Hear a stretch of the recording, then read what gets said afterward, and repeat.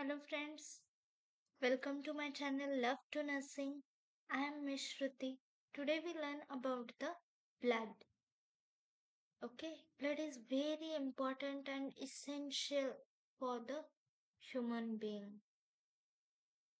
Blood हे अतिशय उपयुक्त आहे आपल्यासाठी. ते ऑक्सिजन कॅरी करतंय, वेगवेगळे न्यूट्रिएंट्स प्रोव्हाइड करतंय, तुम्हाला जगण्याला म्हणजे एक आधार आहे की ब्लड आहे तर सगळं आहे.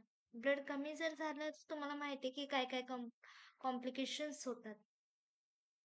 त्यामुळे आज आपण पाहणार आहे ब्लड, एक सगळ्यात अत्यंत आवश्यक असलेलं फ्लुइड आपल्या शरीरामध्ये, ते म्हणजे blood. Blood is a remarkable complex fluid that circulates throughout the body, carrying oxygen, nutrients, and essential components to sustain life. It is a living dynamic network of cell, protein, and molecule that perform crucial function in the body. तर blood हे एक remarkable आणि complex fluid आहे. Okay, remarkable and complex food नाही, fluid. भूक लागल्यामुळं मला जरा फ्लुइडचं फूड दिसायला लागले. जर तुम्हालाही भूक लागली असेल तर पॉज करा आणि जेवून या. ओके. असं काय नाही. जर भूक लागली असेल ना, फ्लुइडचं फूड दिसायला लागतं आपल्याला. Okay, let's go. तर ब्लड हा एक रिमार्केबल म्हणजे उल्लेखनीय, ओके, कॉम्प्लेक्स म्हणजे गुंतागुंतीचं एक फ्लुइड आहे, जे काय करतंय, संपूर्ण शरीरभर ते फिरते. ओके, मग त्याच्यामध्ये ते कॅरी करते ऑक्सिजनला, तुमचे पोषक द्रव्य असतील, किंवा तुमचं लाईफ कसं सस्टेन राहील, म्हणजे कसं टिकवून ठेवता येईल. ओके, त्यासाठी ते काय करते, वेगवेगळे घटक कॅरी करत असतं. प्लस हे एक डायनॅमिक नेटवर्क आहे सेलचं, ओके, मोलिक्युल्सचं, आणि काय करते, प्रोटीनचं. प्लस ते क्रुशियल फंक्शन बॉडीमध्ये प्ले करतं. म्हणजे जे काही सेल्स, प्रोटीन आणि तुमचे मोलिक्युल्स जे काही जिवंत आहेत आणि गतिशील नेटवर्क आहे, हे शरीरात महत्वपूर्ण कार्य करतात. कळलं? Okay, next, function of blood. Oh sorry, तुम्हाला डायग्राम एक्सप्लेन करायचे आहे. बघा, कंपोजिशन ऑफ ब्लड. आता ह्याच्यामध्ये जेव्हा तुम्ही ब्लड घेताय तेव्हा वरचा भाग असा असतो आणि खाली पूर्ण तुमचं रक्त साठतं, म्हणजे हे रक्तातलेच प्रकार आहेत. पण जेव्हा आपण टेस्ट ट्यूब मध्ये ब्लड घेतो तेव्हा वरचा जो लेअर असतोय तो प्लाझ्मा असतोय, नंतरचा जो रेड असतोय तो रेड ब्लड सेल असतोय, आणि जो व्हाईट पोर्शन रिंग टाईप असतोय तो WBCS आणि प्लेटलेट असतोय. 55% प्लाझ्मा आणि 45% रेड ब्लड सेल्स असं आपण काउंट करताना करतो. पण 45 मधले सुद्धा 4% WBC आणि प्लेटलेट्स आहेत. ओके, नेक्स्ट आहे फंक्शन ऑफ ब्लड. आता कार्य काय काय आहेत ब्लडचे, तर मगाच्या स्लाइड म्हणजे प्रिव्हियस स्लाइड मधलंच मी एक्सप्लेन करणार आहे. आधी प्रिव्हियस स्लाइड मध्ये मी काय सांगितलं की ऑक्सिजन कॅरी करते, म्हणजेच काय, ट्रान्सपोर्ट सिस्टीम. ओके, तर ब्लड ट्रान्सपोर्ट काय काय करतं, ऑक्सिजन, न्यूट्रिएंट्स, हार्मोन्स, आणि जे काय बाकीचे इम्पॉर्टंट सबस्टन्स आहेत सेल्ससाठी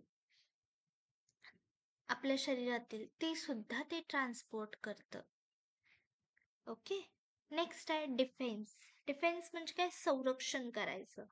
blood contains white blood cells fight infection and protect the body from disease. तर संरक्षणासाठी संरक्षण हे सुद्धा एक महत्वाचं कार्य आहे ब्लडचं, जे कोण करतं, WBCS, व्हाईट ब्लड सेल्स. ते काय करतात, ॲज अ सोल्जर टाईप आपल्या बॉडीमध्ये असतात. कोण जर अँटीबायोटिक आलं, कोण जरी दुसऱ्या देशाचं आपल्यामध्ये आलं माणसे येणार नाहीत, फॉरेन पार्टिकल्स येणार आहेत. तर त्यांच्यासोबत फाईट करण्याची ताकद WBC कडे असते आणि WBC 4% कुठे असतात? ब्लडमध्ये. Then next is a regulation. Blood helps regulate body temperature, pH level and fluid balance. रक्त शरीराच्या नियमन करण्यास मदत करतं. म्हणजे काय? बॉडीचं टेम्परेचर, तुमचे पीएच लेवल, तुमचं जे फ्लुइड बॅलन्स आहे ते मेंटेन ठेवण्याचं काम, रेग्युलेट ठेवण्याचं काम ब्लड करतं. नेक्स्ट आहे क्लोटिंग. म्हणजे काय? गोठणं. ब्लड क्लोटिंग म्हणजे रक्त गोठणं. तर ब्लड कंटेन्स प्लेटलेट. ब्लडमध्ये काय असतं? प्लेटलेट सुद्धा असतात आणि क्लोटिंग फॅक्टर्स सुद्धा असतात. ते काय करतात? ब्लिडिंग थांबवतात आणि आपल्याला जी काही जखम झालेली असते ती लवकरात लवकर बरी करतात. ओके, कळालं फंक्शन? काय डाऊट नाही ना? नक्की सोपंच आहे, काय डाऊट नसणारच आहे तुम्हाला. तर फर्स्ट आहे transport, second defence, third regulation, fourth clotting. समजलंय? ओके. तर इकडच्या स्लाइड मध्ये बघा, red blood cells, transport oxygen, disc shape, flexible and biconcave. Red blood सेलचं स्ट्रक्चर दिलंय त्यांनी. Next, blood composition and formation. आता कंपोजिशन म्हणजे काय की ब्लड कसं कंपोज केलंय, त्याच्यामध्ये काय काय. तर आपण त्या आधी फर्स्ट स्लाइड मध्ये बघितलं की काय काय, तेच त्यालाच म्हणायचं कंपोजिशन. तर फर्स्ट होता प्लाझ्मा, सेकंड होतं तुमचं WBC आणि प्लेटलेट, आणि थर्ड होतं रेड ब्लड सेल्स. तर हे झालं तुमचं कंपोजिशन. नंतर आहे फॉर्मेशन.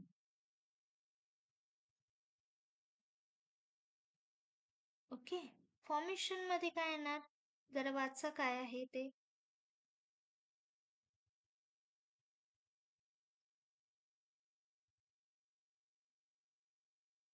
वाचलं नक्की सगळ्यांनी? का मी येऊपर्यंत फक्त डोळे इकडून तिकडून फिरवले? नाही ना? ठीक आहे. फॉर्मेशन. तर RBC, WBC आणि प्लेटलेट जे आहेत ते प्रोड्यूस कुठं होतात? त्यांचं उत्पन्न कुठं होतं? ते कुठून प्रोड्यूस होतात? तर बोन मॅरो मधून. बोन मॅरोच्या एका प्रोसेस मधून ते RBC, WBC आणि प्लेटलेट्स फॉर्म होतात आणि त्यालाच आपण म्हणतो haematopoiesis. Haematopoiesis. Okay. Next, plasma. Plasma is a liquid component of blood. Blood मधलं हे एक लिक्विड कंपोनेंट आहे जे कशापासून बनलेलं आहे? वॉटर, प्रोटीन आणि दुसऱ्या डिझॉल्व्ड सबस्टन्स पासून हा प्लाझ्मा तयार झालेला आहे. Okay, composition, formation, plasma. Next आहे ब्लड टाइप्स अँड कंपॅटेबिलिटी. आता ABO system, write short notes on ABO system असं सुद्धा विचारू शकतात. तेव्हा फक्त एवढंच लिहायचं का 5 मार्काला?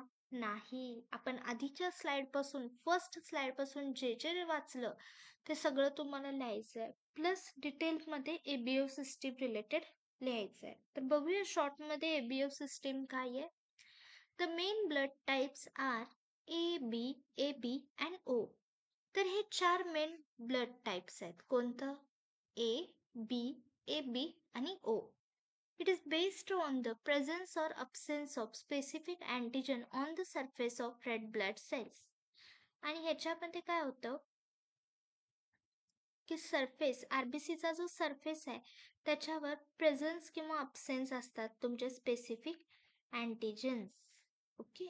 नेक्स्ट आहे RH फॅक्टर. RH फॅक्टर म्हणजे जे काय आपण म्हणतो A पॉझिटिव्ह आहे मी किंवा तू B पॉझिटिव्ह आहेस, तर हे पॉझिटिव्ह निगेटिव्ह काय आहे? तर हे काय? RH अँटीजेन्स आहेत जे सरफेस वरती दिसतात RBCच्या, त्याला आपण RH फॅक्टर म्हणतो. Plus means presence, negative means absence. Okay. Next is a compatibility. तर blood types must be compatible to avoid potentially life-threatening reaction during transfusion or organ transplant. Compatibility म्हणजे काय की ब्लड टाईप तुमचा नेहमी कम्पॅटेबलच असायला पाहिजे. म्हणजे काय सेमच असायला पाहिजे ना. कम्पॅटेबल म्हणजे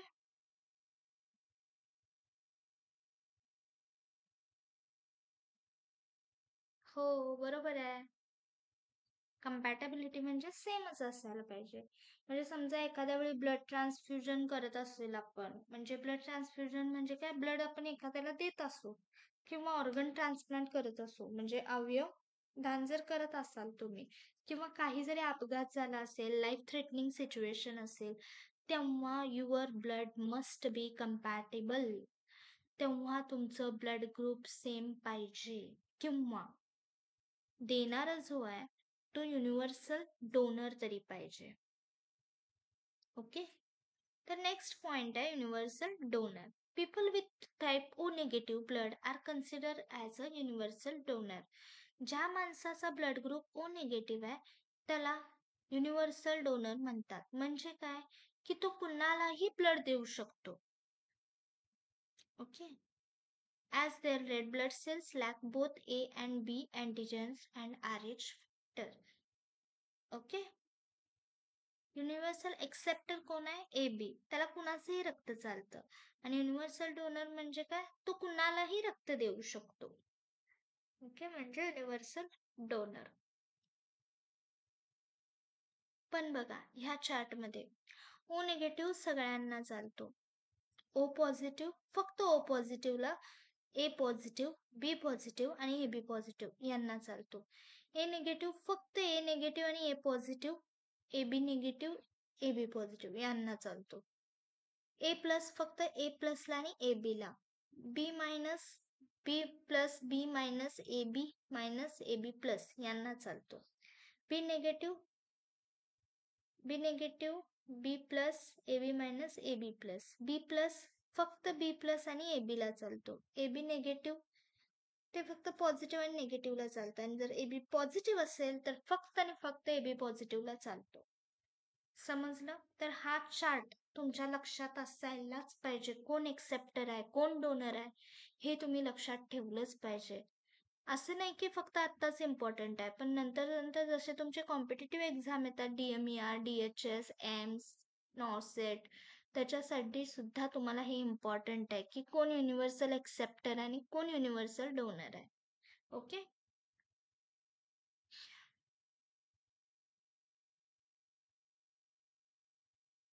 ब्लड क्लॉटिंग.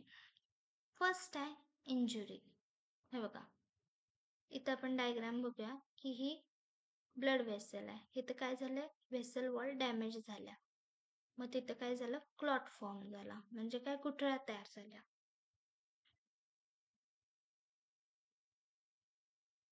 फर्स्ट आहे injury. When blood vessel is damaged, the body's clotting mechanism is triggered. जेव्हा तुमची ही ब्लड वेसल डॅमेज होते तेव्हा बॉडीचं जे क्लॉटिंग मेकॅनिझम आहे ते ट्रिगर्ड होतं, चालू होतं. Platelet activation. Platelet rush to the site of the injury and form a temporary plug. मग इथं काय होतं, आता हे डॅमेज झालं तर इथं सगळे प्लेटलेट्स येतात आणि ते इंजुरी भरून काढतात, टेम्पररी प्लग तिथे टाकतात. का, कारण बाहेरचं इन्फेक्शन आत होऊ नये म्हणून. Coagulation cascade. A series of enzymatic reactions lead to the formation of fibrin which strengthen a clot. हे एक एन्झायमॅटिक रिॲक्शनची सिरीज आहे, कोॲग्युलेशन कॅस्केड.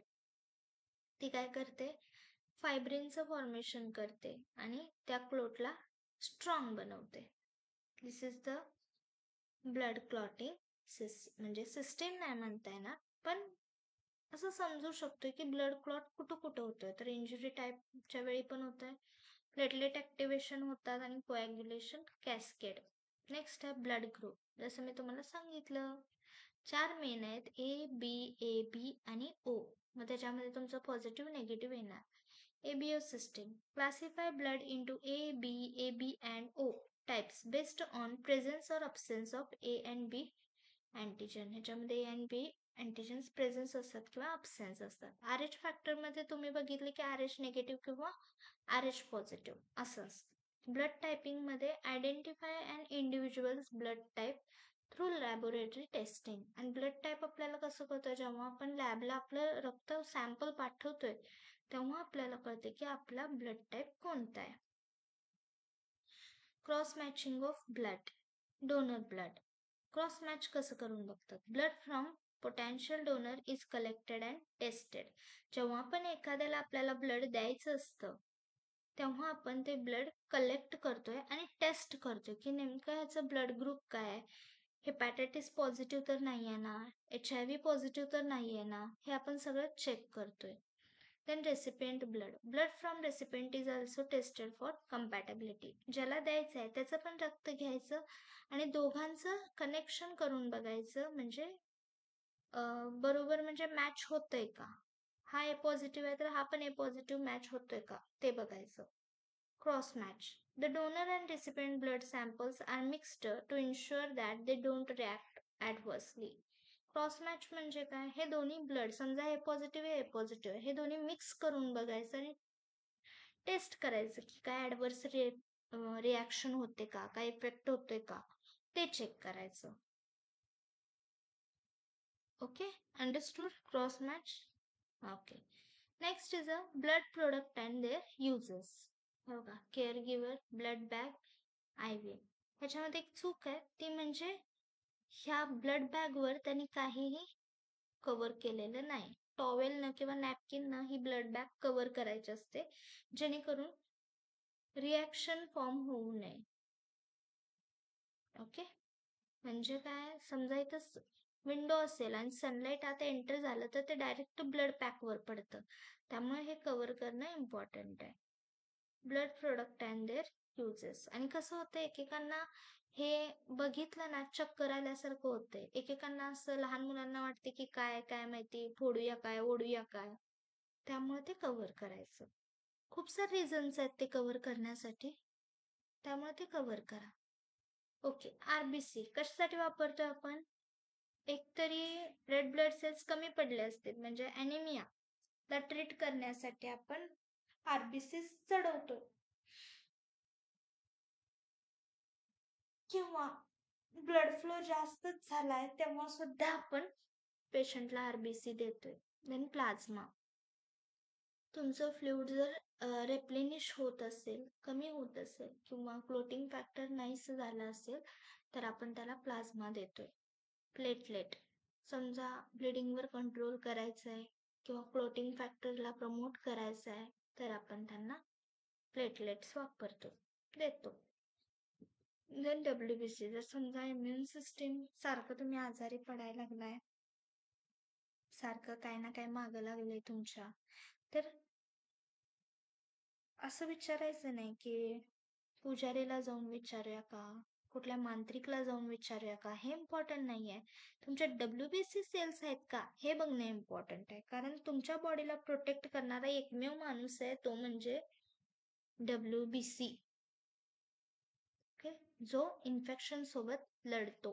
जसे बॉर्डरवर आपले सैनिक आहेत तसे आपल्या बॉडीमध्ये हे WBC आहेत, हे लक्षात ठेवायचं. ओके, समजलं? इथे तुमचा ब्लड कन्सेप्ट संपलेला आहे. हे मी सर्व शॉर्ट मध्ये सांगितलेलं आहे. तुम्ही एवढं जरी लिहिला पेपरमध्ये तरी इनफ आहे पास होण्यासाठी. ओके, कळालं तुम्हाला सगळ्यांना काय काय आहे? तर फर्स्ट आपण बघितलेलं इंट्रोडक्शन, की ब्लड हे व्हायटल फ्लुइड आहे आपल्या बॉडीमधलं, हो ना. नंतर बघितलं फंक्शन, 4 बघितले, ट्रान्सपोर्ट, डिफेन्स, रेग्युलेशन, क्लॉटिंग. नंतर पाहिलं ब्लड कंपोजिशन अँड फॉर्मेशन, त्याच्यामध्ये 3, कंपोजिशन, फॉर्मेशन आणि प्लाझ्मा. नंतर बघितलं की ब्लड टाईप अँड कम्पॅटेबिलिटी, कोणकोणते ब्लड टाईप आहेत, त्यांचं सुसंगता कशी होते, एबीओ सिस्टीम काय आहे, RH फॅक्टर काय आहे, कम्पॅबिलिटी काय आहे, युनिव्हर्सल डोनर कोण आहे, युनिव्हर्सल एक्सेप्टर कोण आहे, ते पाहिलं. ब्लड क्लॉटिंग ह्याच्यामध्ये पण 3 सांगितलेले आहेत ब्लड क्लॉटिंगमध्ये. Injury, platelet activation and coagulation cascade. Blood group, ABO system, RH factor and blood typing. Cross matching of blood, donor blood, recipient blood and cross match. Then blood products, RBC, plasma, platelet and WBC कशा कशासाठी use करतात. Okay, समजलं? Tension नका घेऊ, सोपा topic आहे. Repeat जर तुम्ही 2-3 वेळा पाहिलं तर तुम्हाला पाठ होऊन जाईल, लक्षात बसेल. प्रत्येक स्लाइड स्कॅन करायची आहे तुम्हाला डोळ्यांनी स्वतःच्या. त्यामुळं काय होईल की आपल्याला एक्झाममध्ये ती स्लाइड आठवेल, कुठं काय लिहिलंय, काय. पाठ करायची गरजच भासत नाही. तुम्ही कोणत्याही गोष्टी समजून जर घेतल्या, लक्षात ठेवल्या तर त्या लक्षात राहतात. जर पाठांतर घोकमपट्टी केली तर ते लक्षात राहत नाही. Okay, I hope you understood this video. If any doubt, please put in comment. And thanks for watching my video. Press the chota wala heart and share to your nursing friends. Bye and keep in touch.